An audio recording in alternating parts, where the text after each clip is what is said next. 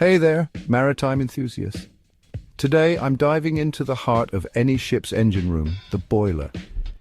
Boilers are fascinating pieces of machinery that play a vital role in a ship's operation, so let's break it down.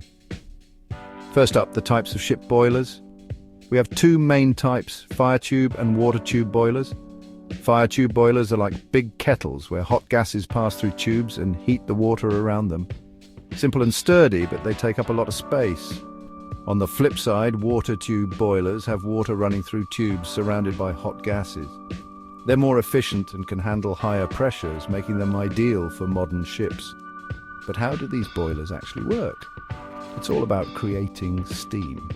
Fuel is burned to produce heat, which then boils the water inside the boiler. This steam is then used for various purposes on the ship, from heating and propulsion to powering auxiliary machinery. Imagine it as the ship's heartbeat, pumping steam instead of blood. Now, why are boilers so crucial? Without them, ships wouldn't have the steam needed to drive turbines and generate electricity. They're essential for maintaining the ship's speed, power, and overall efficiency.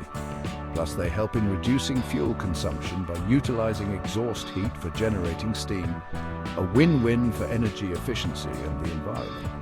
So next time you see a ship gliding through the water, remember the mighty boiler working tirelessly below deck. Thanks for watching, and don't forget to like and subscribe for more maritime insights. Catch you on the next voyage. ఇక్కడ నుంచి కొనేసి ఇక్కడ తీసుకురావడం వలన చాలా వరకు కూడా works అయితే అయ్యాయి షిప్వి. మెయింటెనెన్స్ వర్క్, ఇంజిన్ వర్క్, అలాగే డెక్ వర్క్